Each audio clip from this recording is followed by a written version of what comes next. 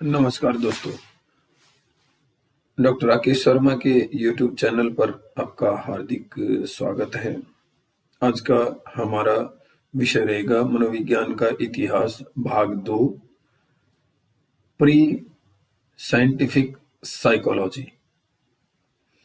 इसमें पिछले भाग में हमने कुछ डिस्कशन किया है, आप लोगों का रिस्पॉन्स अच्छा मिला।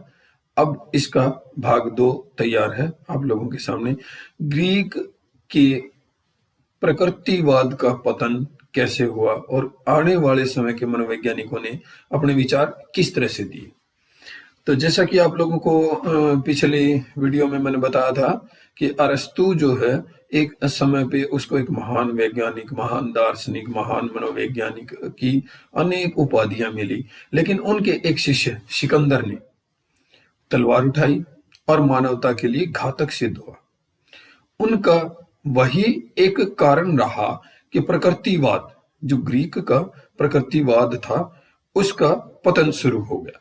और उस पतन के बाद जो मनोवैज्ञानिक हमारे सामने उभर के आए, जिन्होंने स्टडी किया, जिन्होंने आगे अपने विचार रखे, उनमें एपिक्यूरियस नाम के मनोवैज्ञानिक सबसे मुख्य रहे। उनका जो समय था वो था 342 ईसा पूर्व से 270 ईसा पूर्व तक। इनके अनुसार जीवन का मुख्य उद्देश्य है वो सुख प्राप्ति है, और उस सुख प्राप्ति के लिए मानव जो है पूरे जीवन प्रयासरत रहता है और उसको रहना चाहिए। उन्होंने जो आंतरिक सुख है, इंटरनल सेटिस्फेक्शन जिसको हम कह सकते हैं, आंतरिक सुख को महत्वपूर्ण माना है, इंद्रिय सुख को नहीं। इंद्रिय सुख यानी कि शारीरिक सुख हमारा जो है उसको उन्होंने महत्वपूर्ण नहीं माना है। उनका मानना था कि इंद्रिय सुखों के कारण हमें जो है ना आंतरिक शांति नहीं मिल सकती, जिसके कारण हम अपना जो संतुष्टि भरा जीवन है वो नहीं जी सकते। इन्होंने आगे माना है अपने इसमें स्टडी में बताया है इन्होंने कि आत्मा मन के अनुसार ही कार्य करती है। आत्मा को इन्होंने माना है और आत्मा को इन्होंने बताया है कि ये जैसे हमारा मन करता है उसी प्रकार हमारी आत्मा कार्य करती है। इन्होंने प्लूटो की तरह आत्मा को एक दैवीय के रूप में माना है। और इसके बाद इन्होंने आत्मा के मतलब जो आत्मा है वो अनश्वर है, आत्मा नष्ट होने वाली नहीं है। इसी प्रकार दूसरे मनोवैज्ञानिक रहे जीनो का समय रहा 336 ईसा पूर्व से लेके 264 ईसा पूर्व तक। ये संपूर्ण जगत को विवेकशील मानते थे। संपूर्ण पूरा जो विश्व है उसको विवेकशील मानते थे। विवेकशीलता से हमारा अभिप्राय है कि वो अपने इस जीवन में, हम एक आम सामान्य व्यक्ति है, कोई भी कार्य वो देखता है, कोई कार्य सुनता है, कोई सूचना उसे मिलती है, उसका अपने विवेक से, अपने ज्ञान से, अपने अनुभव से उसके बारे में वो विचार रखता है, उसको हम विवेकशील कहते हैं। तो इन्होंने जो है संपूर्ण जगत को एक विवेकशील माना है। और इनका मानना था कि संपूर्ण जगत का निर्माण एक दिव्य शक्ति के द्वारा हुआ है, क्योंकि इसमें उस समय पर हमारे जो आज का मनोविज्ञान है, आज का हमारा जो विज्ञान है वो कोई और धारणा बता रहा है, लेकिन इन्होंने माना कि मानव जीवन की उत्पत्ति जो है एक दैवीय शक्ति से हुई है।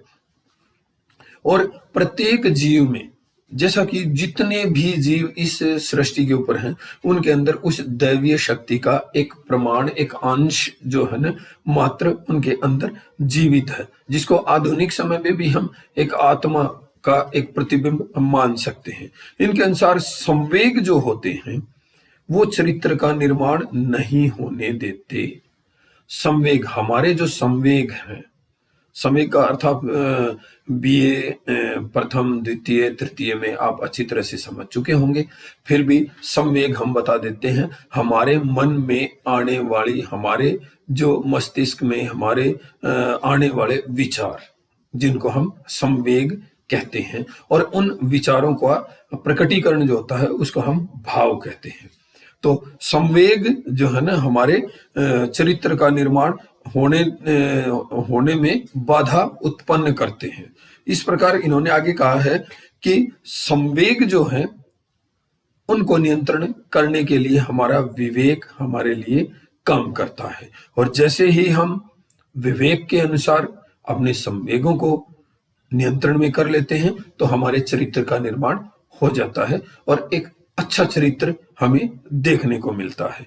इन्होंने चरित्र को सर्वशक्तिमान माना है। चरित्र अगर सही है तो हम आगे चल के अपना शारीरिक और मानसिक विकास, इसके साथ साथ सामाजिक विकास, उसके साथ साथ हम अपने देश का विकास हम आसानी से कर सकते हैं। इच्छा व संवेग पर नियंत्रण मनुष्य के व्यवहार की कामना करता है। इच्छा और संवेग पे जैसे हम नियंत्रण करते हैं तो उस प्रकार व्यक्ति का जो व्यवहार है उसका एक निर्माण होता है। ये जीनों के द्वारा हमें बताया गया है। अब हम ल्यूक्रेट्स के ऊपर बात करेंगे। 98 से 55 ईस्वी पूर्व तक का इनका समय पीरियड रहा। अब इसमें इन्होंने बताया कि ये एपिक्यूरियस की तरह ही उनके अनुयायी थी और अपने विचारों को एपिक्यूरियस के विचारों के साथ इन्होंने से संबंधित किया, उनके साथ इन्होंने जोड़ा। इनका मन व बुद्धि में विशेष भेद नहीं माना। इन्होंने माना कि हमारा मन जो है और बुद्धि जो है उनमें कोई विशेष भेद नहीं है। मन ही व्यवहार को नियंत्रित करता है। हमारा मन जैसे करता है उसी तरह से वो हमारे व्यवहार पे नियंत्रण हमारा मन करता है। इस प्रकार इन्होंने बताया है कि मन आत्मा भिन्न है परंतु कार्य साथ साथ करते हैं। जैसा कि पहले कुछ हमारे मनोवैज्ञानिकों ने, कुछ वैज्ञानिकों ने बताया था, मन और आत्मा एक ही चीज है, एक ही तरह से कार्य करते हैं। लेकिन इन्होंने माना कि मन और आत्मा दोनों भिन्न भिन्न चीजें हैं, लेकिन वो दोनों एक साथ ही कार्य करती हैं। इस प्रकार इन्होंने अपनी रिसर्च के अंदर, अपने कार्य के अंदर ऐसी कुछ विचार अपने रखे हैं। और इनका आगे इन्होंने बताया है कि शरीर व आत्मा में गति नहीं होती, वह मन के आदेश से चलते हैं। इन्होंने माना कि हमारा जो शरीर है और वो आत्मा है उसके अंदर किसी प्रकार की गति नहीं होती। जिस प्रकार हमारा मन करेगा उसी तरह से हमारे ये दोनों चीजें उसके साथ साथ चलेंगी। आत्मा विवेकशील व विवेकहीन हो सकती है। अब इन्होंने माना है कि मन के अनुसार जब हमारा शरीर और आत्मा चलते हैं तो फिर आत्मा जो है वो हमारी विवेकशील और विवेकहीन दोनों तरह से हो सकती है। वो अच्छा भी सोच सकती है, वो अच्छा भी बुरा भी सोच सकती है और कर सकती है। लेकिन मन का अगर कंट्रोल उसके ऊपर है तो फिर मन के अनुसार उसको कार्य करना होता है। इन्होंने संवेदना द्वारा क्रियाओं के नियंत्रण को मानना है। संवेदनाओं के द्वारा क्रियाओं को नियंत्रण किया जा सकता है। जैसे हमें किस चीज की संवेदना होती है, हमें सूंघने की, चखने की, सुनने की, देखने की जो संवेदना होती है उस संवेदना को क्रिया के द्वारा नियंत्रण माना गया है। उस संवेदना को हम जो कार्य करके उसको एक अर्थ प्रदान करके उसको हम नियंत्रण कर सकते हैं। इसके बाद हमारे अगले मनोवैज्ञानिक हैं, उनको हम गैलन के नाम से जानते हैं। और इनका जो समय रहा गैलन का 130 से 200 ईस्वी, अभी तक जो थे वो ईसा पूर्व का समय हमारा चल रहा था। अब ये 130 से 200 ईस्वी में आ गए। इन्होंने आत्मा को सूक्ष्म नहीं माना। इन्होंने ये कहा कि आत्मा कोई सूक्ष्म वस्तु या कोई चीज नहीं है। आत्मा एक विस्तृत है। आत्मा सूक्ष्म होती तो वह उन्माद और पागलपन उत्पन्न नहीं होता। अब देखिए, एक पागलपन होता है किसी चीज को प्राप्त करने का, उसके अंदर एक उन्माद उत्पन्न होता है। अब हमने ये देखने को मिला है इसमें कि इन्होंने कहा है अगर आत्मा सूक्ष्म होती, बहुत छोटे रूप में होती, तो व्यक्ति को पूरे शरीर को किसी एक वस्तु के प्रति इतना पागलपन नहीं होता। जैसा कि आज आप देखते हैं कि बहुत से हमारे छात्र हैं, बहुत से हमारे साथी हैं, बहुत से हमारे विद्वान दोस्त हैं, वो एक पैसे को प्राप्त करने के लिए किस तरह से पागल हुए जाते हैं। तो आत्मा अगर बहुत सूक्ष्म होती तो वो ऐसा नहीं कर पाते। आत्मा भौतिक व अभूतपूर्व दोनों रूपों में वर्णित है। इन्होंने अपनी स्टडी में बताया कि आत्मा जो है एक तो भौतिक रूप से जैसा कि आज आप समझ सकते हैं कि हमें जो सुख संसाधन हमें आज प्राप्त हैं उनको हम भौतिक वस्तु कहते हैं। और दूसरा इसमें बताया गया कि अपूर्व दोनों रूपों में वर्णित है, जो कि पूर्ण नहीं है। इसके बाद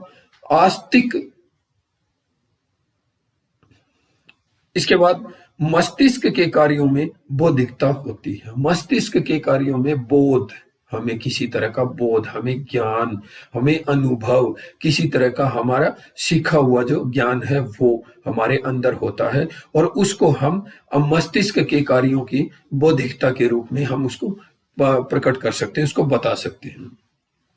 गैलेन व्यवहारों के स्रोत आनुवांशिक तत्व और पर्यावरण दोनों में ही मानते हैं। ये देखिए, ये जो व्यवहार का विज्ञान आधुनिक समय में हम पढ़ रहे हैं, वो चीजें कहाँ से शुरुआत हुई थी, उसमें गैलन ने ही ये बता दिया कि आनुवांशिक तत्व हमारे होते हैं हमारे व्यवहार के अंदर, और उसमें जो पर्यावरण है, जिस वातावरण में, जिस पर्यावरण में हम रह रहे हैं, जैसा हमारा परिवार में पालन पोषण हुआ है, जिस तरह का हमें एक समाज मिला है, उसमें वो हमारे व्यवहार को निर्धारित करता है। इस प्रकार प्री साइंटिफिक मनोविज्ञान यानी कि साइंस से पूर्व मनोविज्ञान का आखिरी हम मनोवैज्ञानिक मानते हैं या वैज्ञानिक समाज वैज्ञानिक मानते हैं आइंस्टाइन का जो समय था वो 354 से लेके 400 ईस्वी तक। इनका जन्म जो है अफ्रीका में हुआ था। अफ्रीका में होने के कारण इनको अलग अलग अनुभव वहां के जीवन के प्रति हुए, लेकिन इन्होंने जैसे ही अपनी स्टडी को आगे बढ़ाया, अपनी पढ़ाई को इन्होंने आगे बढ़ाया, तब इन्होंने आत्मा, मन, स्मृति, कल्पना पर अपने विचार दिए। जो आधुनिक समय में भी हम मनोविज्ञान के ऊपर कार्य कर रहे हैं, मनोविज्ञान को पढ़ रहे हैं, मनोविज्ञान को पढ़ा रहे हैं, इनके ऊपर कार्य आइंस्टाइन ने शुरू कर दिया था। इन्होंने आत्मा को स्वतंत्र माना कि आत्मा बिल्कुल स्वतंत्र है, उसके ऊपर किसी तरह का कोई प्रभाव नहीं होता। तो उसमें दूसरा इन्होंने माना कि वो प्रत्यक्ष ज्ञान में वर्णन करती है, कार्य करती है। आत्मा स्वतंत्र है पूर्ण रूप से, वो अपने हिसाब से प्रत्यक्ष जो ज्ञान है उसमें वो अपना कार्य करती है। इसके बाद विवेक व चिंतन उत्पन्न करती है। आत्मा जो है एक व्यक्ति के अंदर, एक प्राणी के अंदर विवेक और उसका चिंतन, विवेक के बारे में मैं आपको पहले बता चुका हूं, चिंतन के बारे में अब हम थोड़ा सा बताएंगे एक लाइन में। चिंतन होता है किसी भी समस्या का संभावित समाधान। जो समस्या हमारे सामने है या समस्या आने वाली है, जिसका हमें अपने अनुभव से पता चलता है, तो हम अपने पूर्व अनुभव के आधार पे उसका समाधान करने का प्रयास करते हैं, उसका एक खाका तैयार करते हैं कि हम आने वाली समस्या का सॉल्यूशन या उसका जो निर्धारण या उसका निवारण किस प्रकार से करेंगे, वो हमारी समस्या का समाधान कहलाता है। उसको हम चिंतन कहते हैं। चिंतन के द्वारा हम किसी समस्या का समाधान करते हैं। मन की शांति के लिए कार्य करते हैं हम। वही पहले वाली बात आ गई हमारे पास, मन की शांति के लिए, सेल्फ सेटिस्फैक्शन, आत्म संतुष्टि के लिए हम कार्य करते हैं और व्यवहार नियंत्रण करते हैं। हमारी आत्मा जो है आत्म संतुष्टि के लिए कार्य करती है और हमारे व्यवहार को भी नियंत्रित करती है। आत्मा मस्तिष्क तथा सभी घटनाओं की संवेदना कराती है। आत्मा हमारे मस्तिष्क की और सभी आने वाली जो घटनाएं हैं उनकी संवेदना हमें करवाती है, और उन संवेदनाओं के माध्यम से हम आने वाले समय को, हम आने वाले टाइम को, आने वाली अपनी समस्याओं के बारे में अच्छे से जान सकते हैं। इसके बाद इन्होंने आइंस्टाइन ने स्मृति को आध्यात्मिक शक्ति मानते हुए बताया है कि जो स्मृति हमारी होती है वो अध्यात्म के द्वारा निर्धारित होती है, जिसको हम आध्यात्मिक जिसको पूजा पाठ के बारे में भी कुछ लोग इस अध्यात्म को जोड़ देते हैं, कुछ लोग मेडिटेशन को अध्यात्म के बारे में जोड़ सकते हैं, लेकिन ये हमारे एनवायरनमेंट के ऊपर, हमारे वातावरण के ऊपर निर्धारित है कि हम उस अध्यात्म को किस तरह से मानते हैं। हम जैसे कि पूर्व में कुछ महापुरुषों ने बताया है कि नर सेवा नारायण सेवा, हम समाज के जो विभिन्न वर्ग हैं, उनमें किसी नर की, किसी प्राणी की कोई सेवा करते हैं, उसकी कोई मदद करते हैं, उसके एक संतुष्टि भरे जीवन जीने के लिए जो मदद करते हैं, उसको हम आध्यात्म से जोड़ सकते हैं। ये जरूरी नहीं है कि हम कहीं कोई किसी तरह के कोई आडंबर करें। इसके बाद इन्होंने अचेतन मन को माना है और अपनी इच्छाएं व भावनाएं अचेतन मन में रहती हैं। ये तो हम आधुनिक समय में पढ़ रहे हैं, चेतन अचेतन। तो इन्होंने अचेतन मन को माना है, जिसके अंदर हमारी बहुत सी इच्छाएं होती हैं और वो इच्छाएं, उन इच्छाओं के साथ साथ हमारी भावनाएं रहती हैं। क्योंकि हम मनुष्य जो है एक समाज में रहने वाला प्राणी है, उसकी सारी इच्छाएं पूरी नहीं होती। कुछ इच्छाएं ऐसी होती हैं जो समाज के नियमों के विरुद्ध होती हैं, और उन सामाजिक नियमों के विरुद्ध जो भी कार्य होता है, जो इच्छाएं हमारी होती हैं, उन इच्छाओं को हम अचेतन मन की तरफ धकेल देते हैं, जो हमारी पूर्ण नहीं हो सकती, या हम समाज के भय से उन इच्छाओं को पूरा नहीं कर सकते, तो वो हमारे अचेतन मन में चली जाती हैं। इनका मानना था कि देश काल समाज के अनुभव स्मृति में होते हैं। देश काल जो हमारा समाज है, समय के अनुसार व्यक्ति बहुत कुछ सीखता जाता है। किसी देश के बारे में जानकारी, किसी समय के बारे में जानकारी, या किसी काल के बारे में जानकारी, ये सब कुछ हमारी स्मृति में, हमारे मस्तिष्क में स्टोर होता चला जाता है। वहां पे इसको सेफ एक इसकी जगह होती चली जाती है, जिसको हम आने वाले समय में बताते हैं, जिसको इतिहास के बारे में इतिहास नाम प्रदान कर दिया गया है। इसे प्राचीन युग का अंतिम विचारक कहा जा सकता है, या इसको कहा जाता है। तो इस प्रकार हमने ये विज्ञान से पहले मनोविज्ञान के ऊपर कुछ विस्तृत चर्चा की। पहली वीडियो मैंने आपकी मनोविज्ञान की जो बनाई थी, उसमें मुझे काफी प्रोत्साहन मिला है। मेरे छात्रों ने अच्छा बताया है मेरे को, और उन्होंने इसकी तारीफ की है। अब आप लोगों से फिर से मेरा अनुरोध है कि आप मेरी इस वीडियो के अंदर, कुछ हो सकता भाषागत त्रुटियां इसमें आई हों, लेकिन फिर भी आप लोगों से अनुरोध है कि एक बार इसको सुनिए, इसके बारे में बताइए। अगर इसमें कोई त्रुटि है तो उसके बारे में मुझे बताइए। धन्यवाद। जय हिंद, जय भारत।